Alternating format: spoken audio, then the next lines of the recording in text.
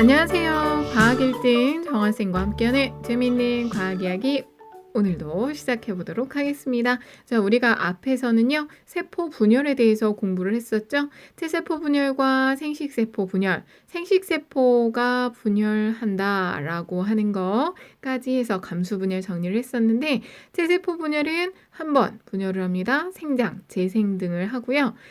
감수분열, 생식세포가 만들어지는 생식세포 형성 과정인 감수분열은 2번 연속 분열을 합니다. 4개의 딸세포를 만들어주는데 이때 염색체 수가 반으로 줄어든다라고 이야기를 했죠. 그래서 염색체 수가 체세포의 반인 정자, 난자를 만들어내는데, 자, 이렇게 감수분열을 해야만 세대를 거듭해도 세포가 가지는 염색체 수가 변하지 않고 쭉 내려갈 수 있다라고 정리를 하셨죠. 그러면서 감수 분열에서는 이가염색체가 되게 중요했었습니다. 이가염색체가 감수 1분열에서 형성이 되고 후기에서 말기로 넘어갈 때 이가염색체가 분열이 이루어지면서 상동염색체가 나눠지죠. 그때 염색체 수가 반으로 줄어들어요. 요거 여러분들 잘 기억하시고요. 자, 그러면 오늘은 무엇을 공부할까? 오늘의 주제 살펴봐야 되겠죠? 오늘의 주제는 수정과 발생입니다. 자, 여러분들 수정과 발생 오늘 정리를 할 건데, 우리가 앞에서 감수분열 공부하면서 정자와 난자, 생식세포가 만들어져요 라고 했죠? 그거를 연결해서 공부한다고 생각을 하시면 돼요. 자, 그럼 두구두구두구두구 지금부터 시작해 보도록 하겠습니다. 첫 번째 핵심. 수정과 발생에 대해서 먼저 알아보도록 할 거예요. 제목 그대로 수정이라고 하는 건 정자와 난자가 만나서 정자의 핵과 난자의 핵이 결합을 하고 수정란을 형성하는 과정을 우리는 수정이라고 이야기를 해요. 일반적으로 하나의 정자에 하나의 난자만 수정에 참여합니다. 하나의 정자와 난자만 수정에 참여를 하게 돼요. 그러니까 생각을 해봐. 난자에 정자의 핵이 들어가야 돼. 하나의 난자에 정자의 핵이 들어가서 어떻게 돼요? 정자의 핵이 들어가서 수정이 이루어지게 되는데, 만약 이 과정에 하나의 난자에 여러 개의 정자가 들어가게 되면 염색체 수가 n 플러스 n 해서 2n이 돼야 되는데 여러 개가 들어가면 3n, 4n 이렇게 되죠. 이렇게 수가 정상세포보다 많아지게 되면 수정 발생 과정이 정상적으로 이루어지지를 않아요. 반드시 그렇게 알아두시고, 수정 과정을 거치게 되면 체세포와 염색체 수가 같은 수정란이 되게 됩니다. 난자에 정자가 들어가거든. 난자 23개, 정자 23개를 가지고 있으니까 얘네가 결합이 되면 46개, 사람의 체세포 개수 46개 그대로 만들어지는 거죠. 아빠의 체세포 수가 46개, 엄마의 체세포 수가 46개고요. 엄마, 아빠 모두 감수분열을 해서 아빠는 정자, 엄마는 난자를 만들어주죠. 23개의 정자 하고 23개의 난자가 결합을 해서 수정이 돼 수정란이 만들어지면 그 수정란의 염색체 수는 몇 개? 46개. 이렇게 해서 발생이 이루어지고 태아의 체세포가 만들어집니다. 그러면 발생이 뭔데요? 발생이라는 건 수정란이 체세포 분열 과정을 통해서 세포의 수가 늘어나는 과정을 발생이라고 해. 그러니까 하나의 수정란이 하나의 세포예요. 근데 이게 나눠집니다. 체세포 분열 과정인 거야.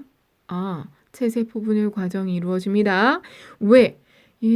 여러분들 여기서 만약에 수가 감소를 하면은 이 수정란이 하나의 생명체가 돼서 우리 몸이 만들어지는 건데 안 되잖아. 세포가 가지고 있는 염색체 수가 모두 같아야겠죠. 몸을 구성하는 세포들이기 때문에. 그래서 발생 과정은 체세포 분열 과정을 통해서 이루어진다는 거 알아두시고요. 여러 가지 조직과 기관을 형성해서 하나의 개체가 되는 이 과정 전체를 우리는 발생이라고 이야기를 해요. 자, 이때 여러분들 발생 과정에서 체세포 분열 과정을 거친다라는 거 절대 잊으시면 안 된다라는 말씀을 드리면서 넘어갈 거예요. 두 번째 핵심. 난할에 대해서 정리를 해보도록 하겠습니다. 난할이라고 하는 건 수정란의 초기 발생 과정에서 재빠르게 일어나는 체세포 분열을 난할이라고 해요. 조금 아까 발생이라고 하는 게 수정란이 체세포 분열 과정을 통해서 세포수가 늘어나요 라고 이야기를 했죠. 이렇게 초기 발생 과정, 세포수가 늘어나는 초기 발생 과정을 우리는 난할이라고 하는데 요거 기억해 두실 게 많이 있습니다. 난할이 일어나는 동안에는 세포의 크기 자체는 자라지 않아. 이게 무슨 소리야? 나날이 일어날 때 체세포 분열이 일어난다라고 이야기를 했죠. 그런데 우리가 체세포 분열 과정을 떠올려 보면 분열을 준비하는 시기인 간기가 있고 전기, 중기, 후기, 말기 이렇게 나눴다가 또 간기를 거치고 전기, 중기, 후기, 말기, 간기를 거쳐 그 간기에서 세포의 크기가 커지면서 세포 분열을 준비하고 DNA가 2배로 복제됩니다. 이렇게 배웠었죠. 그런데 난할에서는 그 세포가 자라는 과정이 없어요. 세포의 크기가 자라지 않아요. 그냥 계속해서 쪼개지기만 하는 거야. 세포가 크기는 자라지 않고 분열만 빠르게 반복이 되어 일어납니다. 빠르게 반복이 되고요. 이렇게 나날을 거듭할수록 세포의 수는 많아집니다. 계속해서 반복하니까 세포 수는 많아지지만 하나하나의 세포 크기가 자꾸자꾸 작아지는 거잖아. 성장 과정이 없다고 했죠. 성장 과정이 없고 자꾸자꾸 작아지기 때문에 전체 이 배아라고 하는 나날을 거듭한 수정란이 나날을 거듭하게 되면 이걸 배아라고 하는데 이거 자체는 크기가 별 변화가 없어. 무슨 말인지 알겠니? 나날을 거듭하면 거듭할수록 분열을 하는데 이때 세포 하나하나가 크기가 커질 여유가 없는 거야. 세포가 생장하는 과정은 없고 계속해서 분열만 일어나기 때문에 세포 하나하나의 크기는 계속해서 작아지고 이렇게 나날을 거듭하더라도 크기는 작아지지요. 성장 과정이 없기 때문에 전체적인 이 세포들을 전부 다 포함한 크기가 보면 처음에 수정란의 크기랑 별 변화가 없다는 거야. 나날을 거듭해도 배아 전체 크기는 수정란과 비슷하다 알아두시고요. 자, 이렇게 해서 수정란이 나날을 거치게 됩니다. 수정란이 한 번 나날을 하면 세포가 둘로 나눠지고요. 2개의 세포가 한 번 또 나눠지면 4, 8 이렇게 되겠죠. 2, 4, 8, 16, 32 이렇게 나눠질 거 아니야.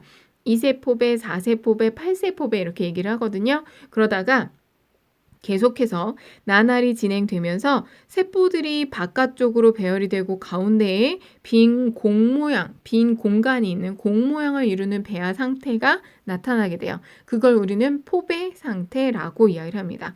포배 상태가 될 때까지 냅다 분열이 계속해서 일어나는 거다라는 거 알아두시고요.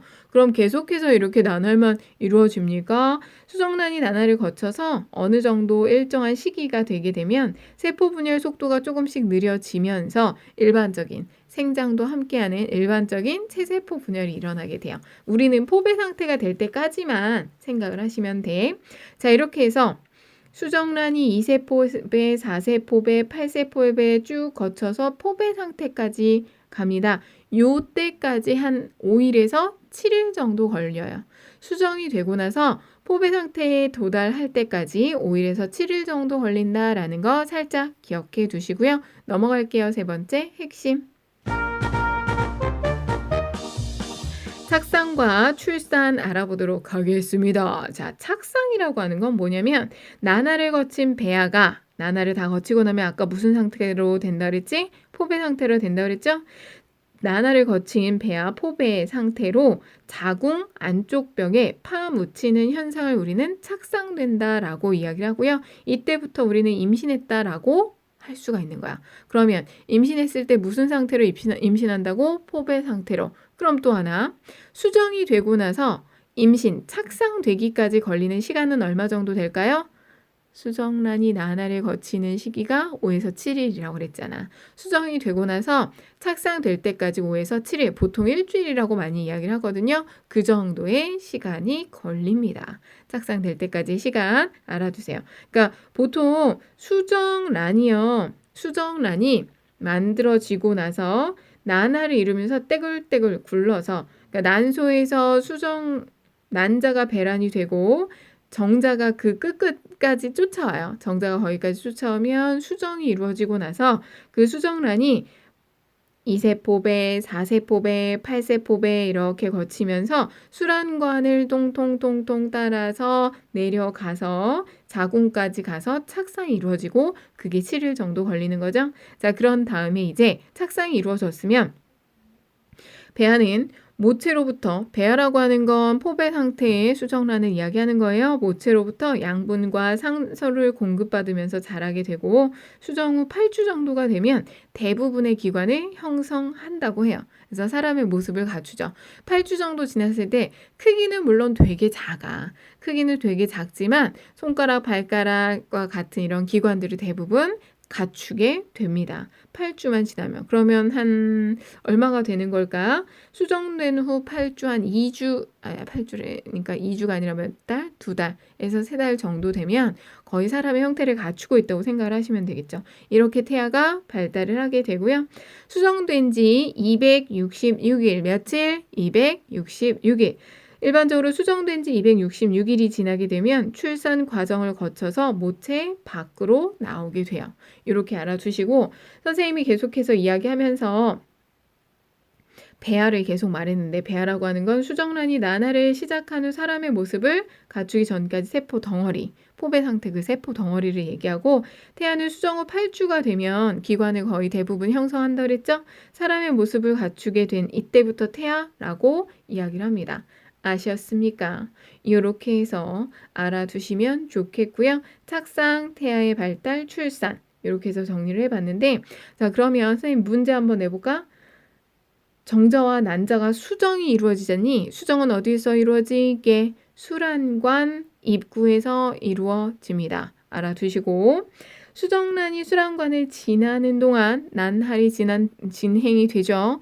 수란관 입구에서 수정이 이루어졌잖아. 그러면 거기서 계속해서 들어가서 어디로 자궁으로 전달이 돼야 돼?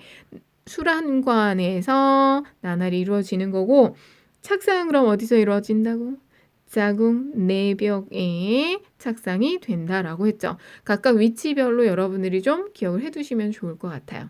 여기까지 오늘의 핵심 정리 이야기 다 해봤는데요. 어때요, 여러분들? 별로 어렵지 않은 내용들이었어. 조금만 정리하시면 충분히 할 수 있을 겁니다. 자, 그러면 선생님이랑 마지막으로 한 번 더 정리해 볼까요? 오늘은 수정 발생 알아봤거든요. 정자와 난자가 만나서 정자의 핵과 난자의 핵이 결합해서 수정란을 형성하는 과정을 수정이라고 이야기를 하고 수정을 하게 되면 N 정자, N 난자가 결합을 하니까 EN 수정란이 만들어지죠. 자, 그리고 나서 발생을 합니다. 수정란이 체세포 분열 과정을 통해서 세포 수가 늘어나서 여러 가지 조직과 기관을 형성을 하는데 이때 난할 과정을 거친다라고 정리를 했었죠.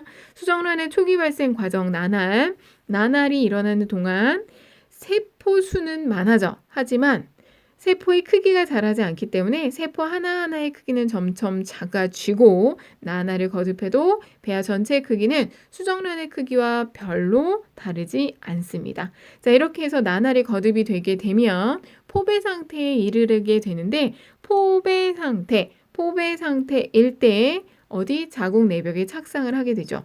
수정란에서 포배가 될 때까지 일주일 정도, 5에서 7일 정도 걸린다라는 것도 같이 알아두시고요. 이렇게 난할을 거친 배아가 자궁 안쪽 벽에 파묻히는 현상, 포배 상태로 파묻히는 현상을 착상이라 하고 착상하고 나서 엄마에게서 양분과 산소를 받으면서 8주 정도 지나면 대부분의 기관을 형성한다. 이때부터 우리는 태아라고 이야기를 한다 그랬지? 태아가 수정된 지 약 266일 정도 지나면 출산 과정을 거쳐서 모체 밖으로 나옵니다. 라는 것까지 정리를 하셨습니다. 기본적으로 크게 어려운 건 없어요. 그냥 여러분들이 출산 과정까지 수정이 돼서 어떻게 출산이 이루어지는지 그 과정까지 간단하게 정리를 해봤습니다. 옛날에는 엄청 복잡하게 공부했어. 그런데 지금은 그래도 간단하게 정리를 했으니까 이 정도 여러분이 확인을 하시면 좋을 것 같고요. 오늘 여기서 마치도록 할 거거든요. 지금까지 정아쌤의 과학 이야기 들어주셔서 감사하고요. 다음 시간에 다시 만나도록 할게요. 여러분 안녕.